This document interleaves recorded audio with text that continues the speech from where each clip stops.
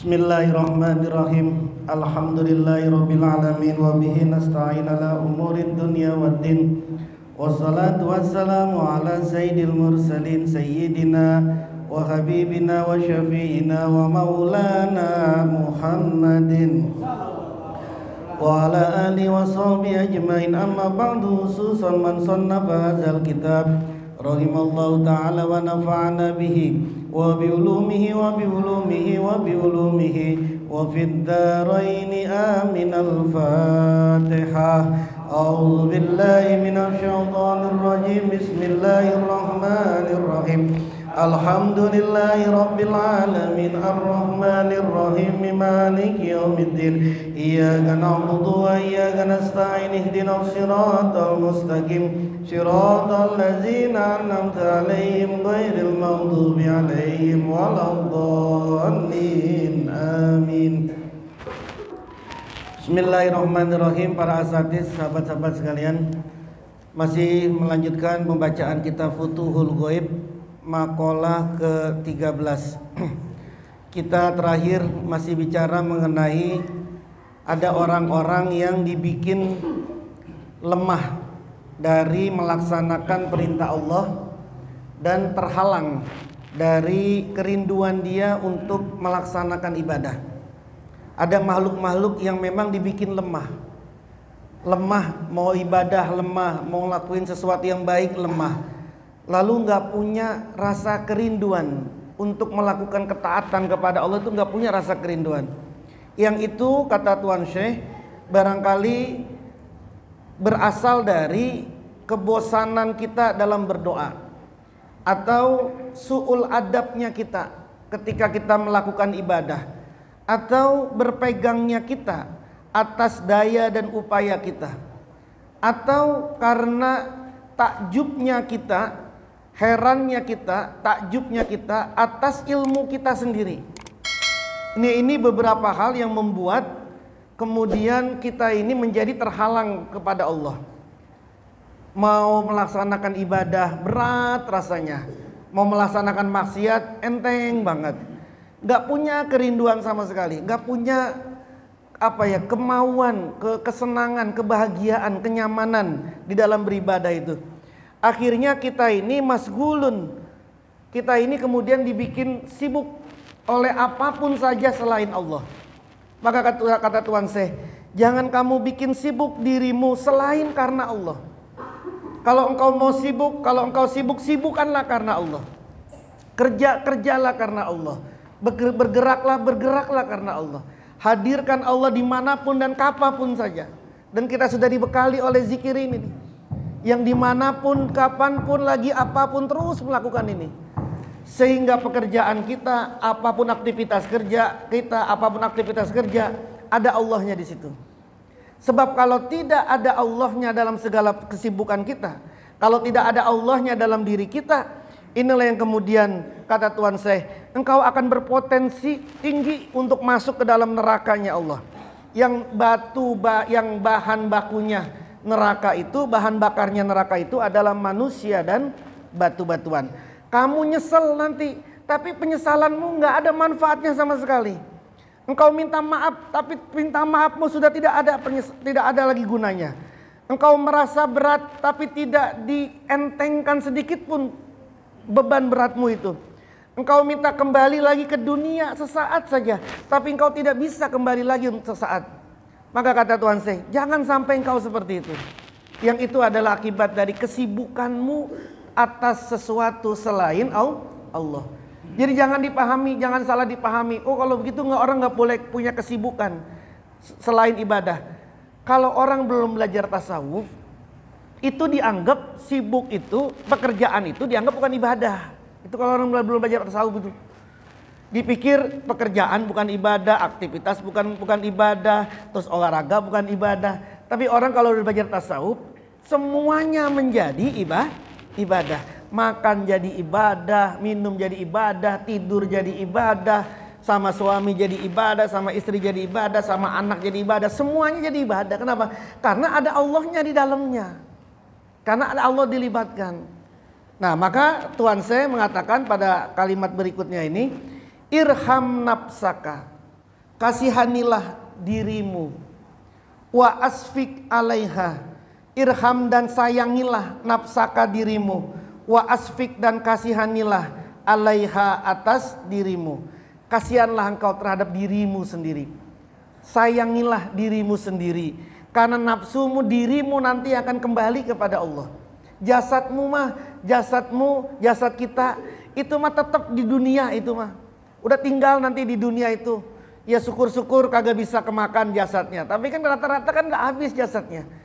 Nanti dirimu yang akan berhubungan terus sampai kepada Allah.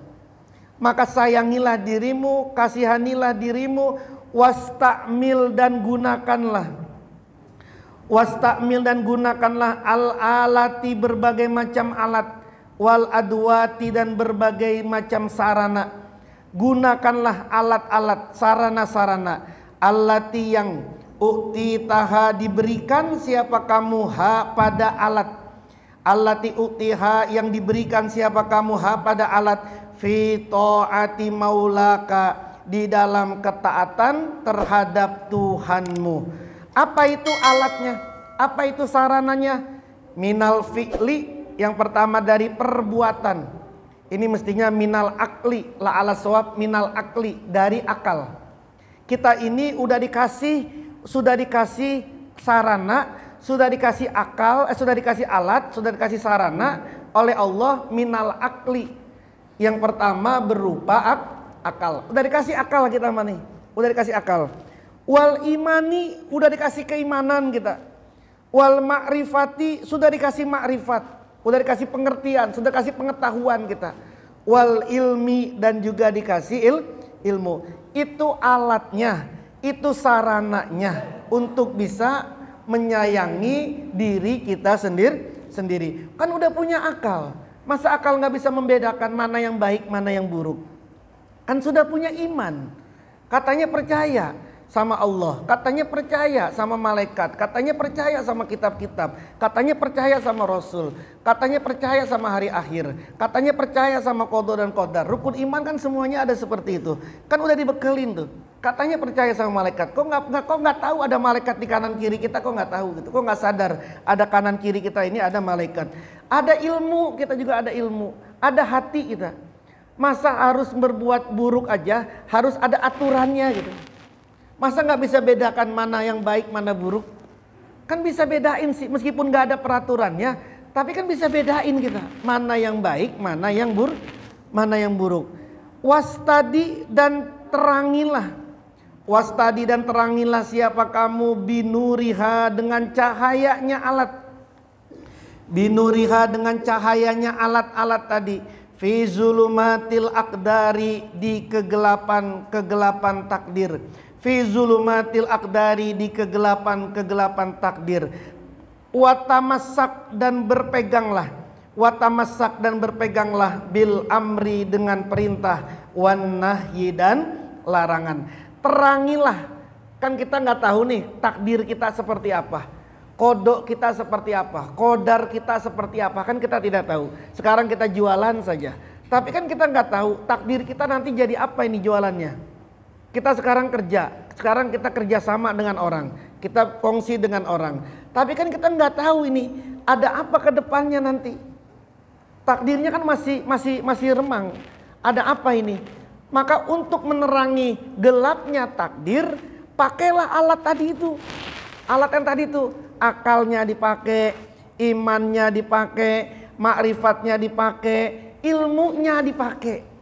Ilmunya. Masa sih investasi sini sama saya berapa? 10 juta. Tiap bulan dikasih berapa? Tiap bulan dikasih 10%, 1 juta. Masa akal bisa menerima sih kayak begitu? Masa ilmu bisa menerima sih kayak gitu? 10 juta nanti tiap bulan dikasih 1 juta keuntungannya, share-nya 1 juta. Masa akal bisa menerima kayak gitu? Masa bisa menerima kayak seperti itu ilmu itu? Nah, sehingga kemudian kalau nanti terjadi apa-apa, ternyata 2 bulan 3 bulan lancar itu, lalu kemudian jalan ke hari keempat, hari 4 bulan ke bulan keempat, bulan kelima mulai mandek, mulai nyeselin. Lah emang nggak berpikir gitu, nggak berpikir masa iya Kalau semua orang, kalau memang ada bisnis 10 juta tiap 10 juta investasi tiap bulan 1 juta, kan enak banget kita. Udah kita mengaji aja kerjaan kita udah. Nah gue kasih 100 juta. Kalau 100 juta kan berarti kan 10 juta. Udah nyantai saja kerjaan kita, ngaji aja udah kemana-mana. Udah nggak ada bank itu, udah nggak ada investasi itu, yang lain sudah tidak ada. Kalau memang seperti itu, kan takdir itu gelapnya takdir dipakai, akalnya dipakai, imannya juga dipakai, imannya, makrifatnya juga dipakai. Untuk apa tadi itu? Untuk nerangi gelapnya takdir.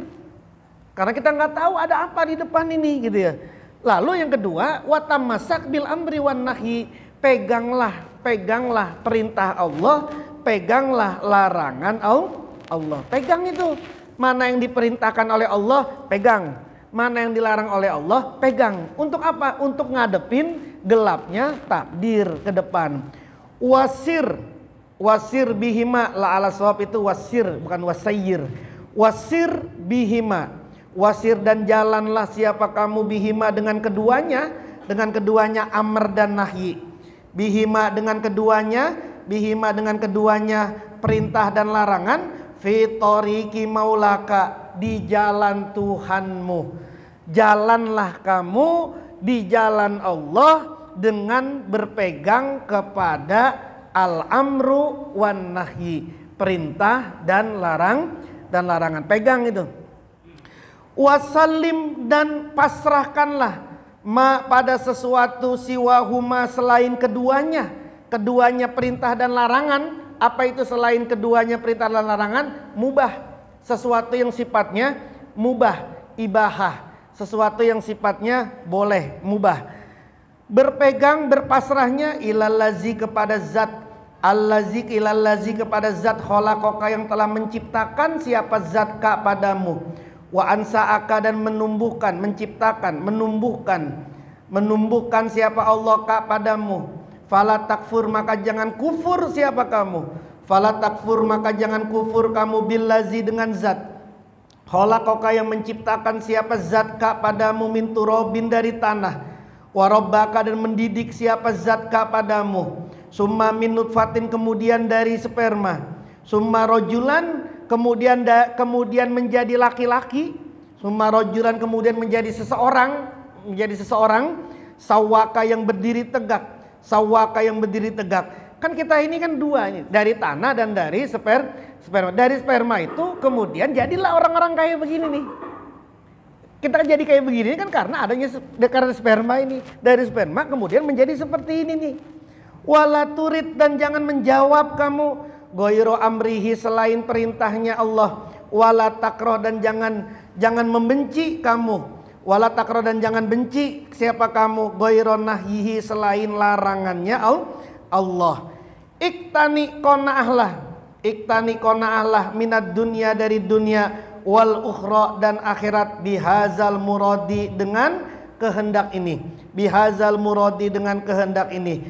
Wakroh, dan bencilah, fihima, pada keduanya, hazal makruha, seperti kebencian ini. Maka kata Tuhan saya tadi itu, sudah engkau pasrahlah kepada Allah, kepada zat yang sudah menciptakanmu ini. Memang kamu ini seperti ini sekarang ini, dulunya kayak apa sih? Toh bisa kok kayak begini nih, bisa hidup kayak begini. Emang siapa yang memberi nafkah? Siapa yang ngasih rezeki sehingga engkau ini bisa gagah kayak begini? Bisa seperti sekarang ini. Jangan kamu menjawab selain perintahnya Allah dan larangannya Allah. Kalau ada perintah yang itu perintahnya bertentangan dengan perintahnya Allah, jangan dijawab. Kalau itu ada larangan yang larangannya itu bukan dari larangan Allah, ya jangan dijawab. Jangan dijawab. Kan gitu. Misalnya ada perintah engkau sekarang bilanglah kepada orang-orang, engkau sekarang mendapatkan wahyu, kemudian engkau sudah menjadi nabi. Itu kan perintah itu.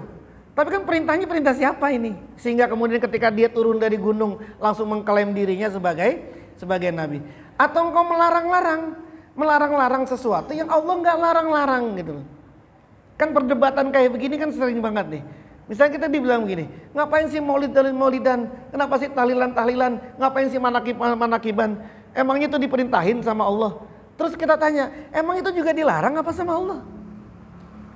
Kalau ditanya, mana dalilnya maulidan, mana dalilnya tahlilan, mana dalilnya manakiban, itu kan gak diperintahin. Sekarang mana dalilnya yang gak boleh maulidan itu yang mana? Kalau katanya harus sesuai dengan perintah Allah, berarti larangan juga harus sesuai dengan larangan Allah. Jangan cuma ngambil perintahnya aja. Jangan kau ngelakuin kan gitu. Jangan kamu melakukan sesuatu yang tidak diperintahkan sama Allah. Nggak cukup itu, satu lagi. Jangan kamu melarang sesuatu yang Allah tidak larang. Jadi dua, al-amru wan nahi. Selama ini kan cuma berpegang pada satu saja kan. Kalau kemudian ditanya mana perintahnya Allah, ya mana juga larangan Allah gitu. Kalau kemudian ada larangan Allah, janganlah kamu bikin maulidan manakiban, ya selesai itu sudah. Tapi kan nggak ada. Memang tidak ada. Anda belajar hadis dari Bukhari, Muslim sampai yang lainnya, Quran dari Al-Fatihah sampai An-Nas, nggak ada. Orang meninggal, kamu tahlilin lah. Hari pertama, hari kedua, hari ketujuh, hari 15, hari 40, nanti haulah, jangan lupa sembakonya, misalnya gitu. Kan nggak ada sih perintahnya. Nggak ada perintahnya. Ya memang tidak ada perintahnya. Tapi apa ada larangannya? Nggak ada. Maka kata Tuhan saya itu, engkau ini bertindak ini jangan memerintahkan sesuatu yang Allah tidak perintahkan. Jangan juga engkau melarang sesuatu yang Allah larang. Kalau kemudian kita menyuruh memerintahkan orang suruh maulid, apa ada perintahnya? Oh ya ada perintahnya, meskipun tidak perintah langsung kan gitu sih. Berarti kan ini masalah tafsir. Ini masalah ijtihadi.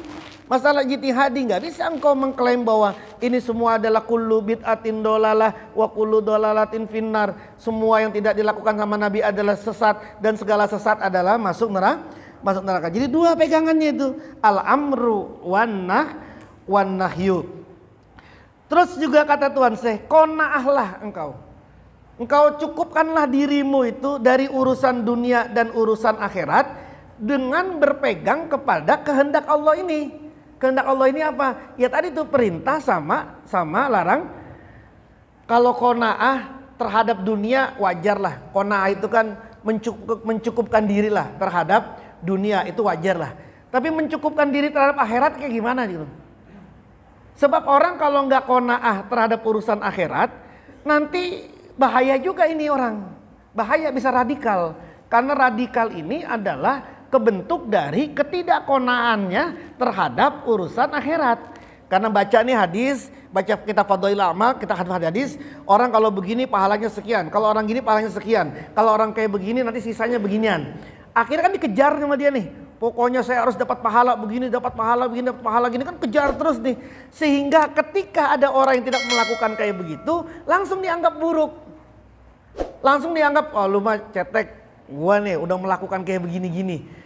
Itu akibat nggak qanaah itu, nggak qanaah. Jadi qanaah itu qanaah dunia juga qanaah akhirat.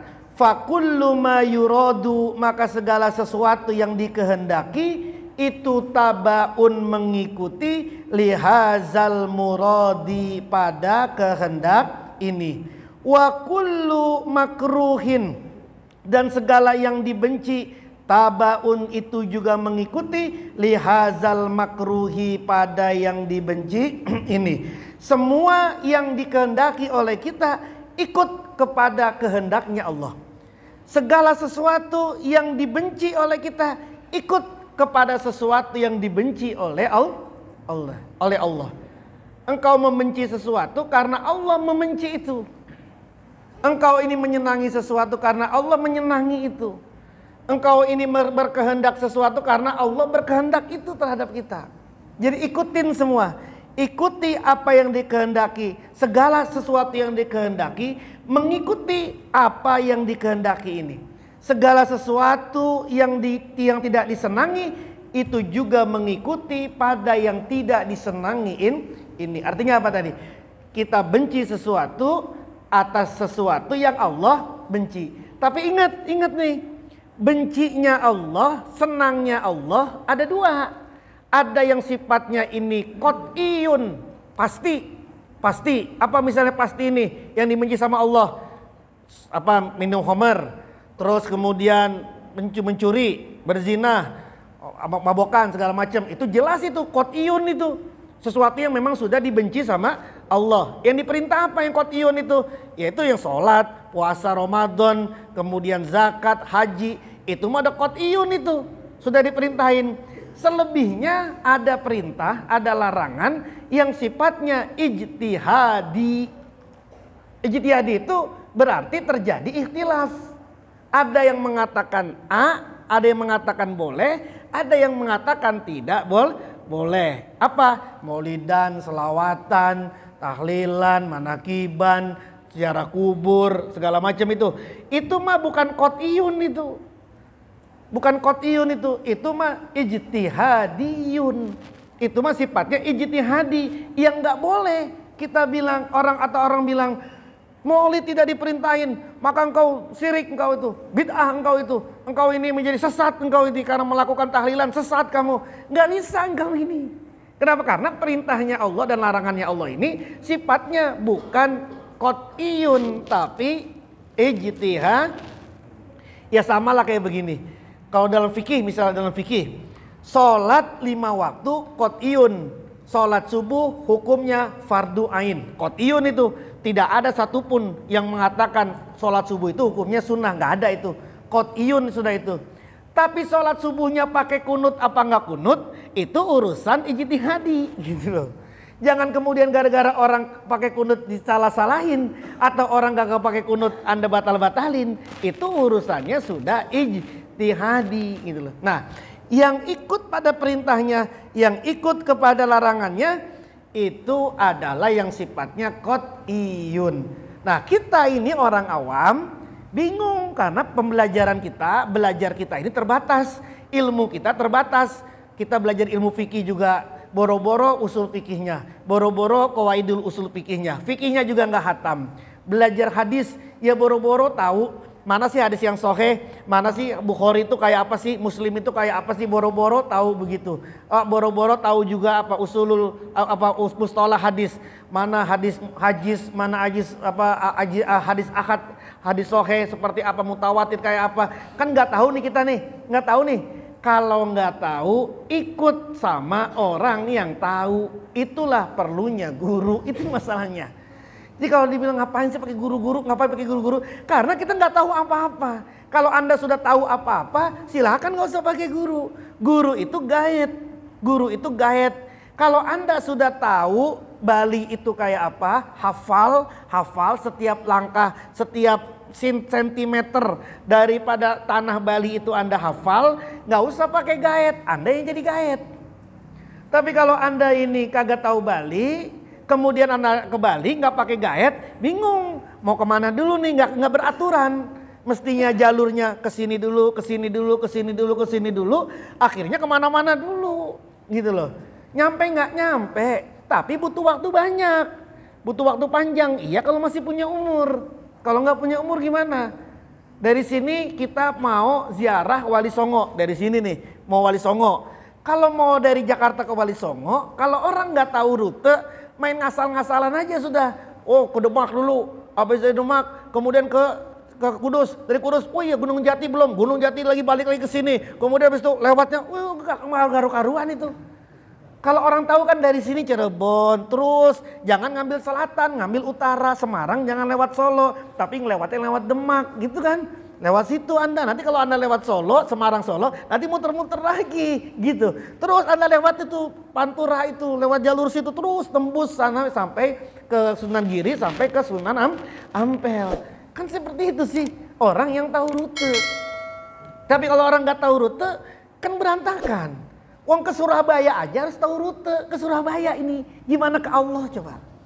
Itu baru ke Surabaya itu. Belum ke Allah. Taruhlah Allah kejauhan ke surga. Itu baru ke Surabaya.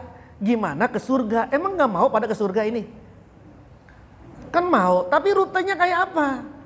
Gitu. Nah karena kita ini nggak tahu apa-apa, kita ini terbatas, ilmu kita ini terbatas, nggak tahu ini mana yang amrnya Allah, mana yang nahinya Allah, ya sudah ikut saja sama guru, ikut sama guru gitu loh. Oh kata guru ini lakuin, kata guru ini larang, lah ikut larang sudah.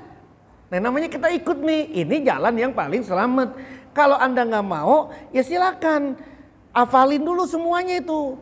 jalan, nanti jadi guide sendiri gitu. Gitu ya. Jadi karena bingung nanti kalau nggak pakai guru, nanti yang makruh, yang nanti yang haram Anda perintah-perintahin, yang perintah Anda haram-haramin. Atau yang ini perintah sifatnya qot'iyun Anda bilang ijtihadi, yang ijtihadi Anda anggap sebagai qot'iyun. Sekarang kan ribut kita kayak gini. Ini kan mau maulid nih, pasti ribut nih. Pasti ribut nih. Urusan maulid kok bisa sampai sirik orang? Kan berarti nggak belajar. Masa urusan maulid orang bisa disirik-sirikin, bisa di murtad-murtadin? Urusan ini saja gitu ya. Kan bisa bedain sih mana yang qot'iyun, mana yang ijtihadi gitu ya. Nah, kalau tadi kata Tuhan segala sesuatu yang dikehendaki ikut pada yang kehendaki. Kalau yang diperintahin sama Allah ikut sama yang diperintahin sama Allah. Kalau kita ini membenci sesuatu, tidak senang sesuatu, itu karena tidak senang kepada apa yang tidak disenangi oleh Allah. Maka kemudian kalau orang sudah seperti ini, tidak senang sama orang itu bukan tidak senang sama fisiknya, bukan tidak senang sama jasadnya, tapi yang dia tidak senang sama sifatnya. Kalau sudah sama sifatnya, iya silakan Anda tidak senang sama sifatnya. Tapi Anda jangan tidak senang sama fisiknya. Nanti ketika ngomong sama fisiknya, itu sudah beda lagi. Gitu kan. Emang dasar dia bodoh, pendek orangnya. Udah gitu matanya begini lagi. Kan udah main fisik itu. Nanti kalau Anda main fisik, yang marah bukan dia. Yang marah yang menciptakan dia. Emang mau apa? Emang pesanan dia apa? Emang siapa yang nyiptain dia?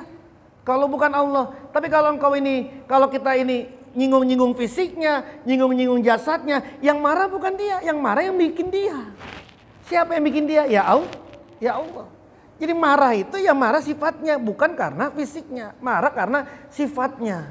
Ya itu juga hati-hati. Jangan sampai salah. Seperti itu. Nah ya.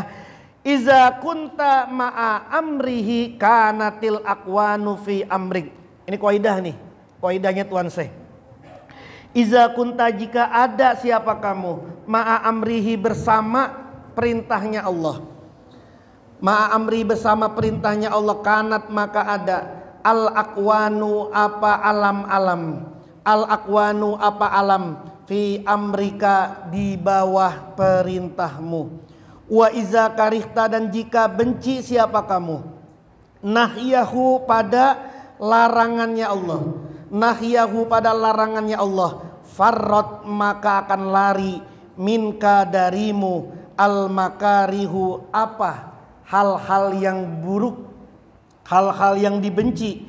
Aina kunta dimanapun kamu berada, wa halalta dan dimanapun kamu tinggal. Kaidah nih. Kata Tuhan saya begini. Iza kunta ma'a amrihi kanatil aqwanu fi amrika. Jika kamu bersama dengan perintahnya Allah, jika kamu tunduk dengan perintahnya Allah, maka semua alam akan tunduk di bawah perintahmu. Wa iza karihta nahyahu farrat minkal makarihu. Kalau engkau ini benci terhadap larangan Allah, maka apapun yang kamu benci akan lari darimu. Aina kunta wa halalta. Dimanapun kamu berada, dimanapun kamu tinggal. Kalau engkau berada di bawah perintahnya Allah, maka alam kamu tinggal perintah saja maumu apa. Hujan, ya Allah, hujan berhenti dulu, saya mau jalan. Tunduk dia. Terus kalau kamu ini tidak senang dengan larangan Allah, maka apapun yang kamu tidak senangi akan lari. Nggak punya duit senang nggak? Nggak punya duit senang nggak? Nggak punya duit senang nggak? Nggak senang. Lari itu nggak punya duit sama kamu nggak lari kagak punya duit itu bokeh itu lari dari diri kamu tuh. Lari. Apapun yang engkau benci, apapun yang kau tidak senang, lari darimu tuh. Tapi kebalikannya, kalau kita ini ada di bawah larangan Allah dan lari dan tidak menyenangi perintah Allah dan melakukan apa yang Allah larang, maka alam akan lari dari kita, hal-hal yang tidak disenangi akan tunduk dan datang kepada kita. Kebalikannya itu. Aina kunta wa halalta. Dimanapun kamu berada dan dimanapun kamu tinggal. Dasarnya kata Tuan Syekh, qala Allahu azza wa jalla fi ba'di kutubihi. Allah Subhanahu wa taala berfirman di sebagian kitab-kitabnya, ya bena adama, wahai anak Adam, anallahu allazi la ilaha illa ana. Aku adalah Allah yang tidak ada Tuhan kecuali aku. Aku lulis syai'i kun fayakun. Aku berkata pada sesuatu jadilah maka jadi. Ati'ni maka taatlah kamu kepadaku. Aj'aluka maka aku jadikan kamu taqulu li syai'i kun fayakun. Di mana kamu mengatakan pada sesuatu jadilah fayakun, maka jadi. Ini firman Allah. Syaratnya kalau mau kun fayakun, jadilah maka jadi. Taat saja kamu kepada Allah. Taat. Kalau kita taat kepada Allah setaat-taatnya, apapun yang akan kita bilang kun, jadilah, fayakun, maka jadi. Kalau mulut kita ini nih udah ngomong kun, tapi kagak fayakun mulu. Kun banyak duit, kun punya motor, kun punya mobil, kun punya kerjaan, kun. Udah banyak banget kun-kunnya nih, tapi kagak fayakun. Tidak fayakun, kagak terwujud. Mungkin ada yang salah sama taat kita ini. Mungkin ada yang salah sama taat. Mungkin ada yang salah sama taatnya. Tapi kalau orang yang sudah seperti itu, Allah jadikan. Ati'ni aj'alka taqulu li syai'i kun fayakun. Wa qala azza wa jalla. Allah Subhanahu wa taala juga berfirman, ya dunya wahai dunia, man khadamani fahdimihi. Siapa orang yang melayani aku, maka layanilah dia. Wa man khadamaka fa'at abihi. Kalau siapa orang yang melayanimu, siapapun orang yang melayanimu, maka bikinlah dia susah untuk mendapatkanmu. Nih Allah sudah firman kepada dunia. Dunia, siapapun yang berkhidmat kepadaku, layani dia. Tapi siapapun yang berkhidmat kepadamu, wahai dunia, bikin dia susah untuk dapat kepadamu. Mudah-mudahan kita semua dimampukan sampai kepada taat kepada Allah Subhanahu wa taala. Amin ya rabbal alamin. Al-Fatihah. A'udzubillahi minasyaitonirrajim. Bismillahirrahmanirrahim. Rabbil alamin arrahmanir rahim maliki yaumiddin iyyaka na'budu wa iyyaka nasta'in ihdinas siratal mustaqim siratal ladzina an'amta 'alaihim ghairil maghdubi 'alaihim waladdallin.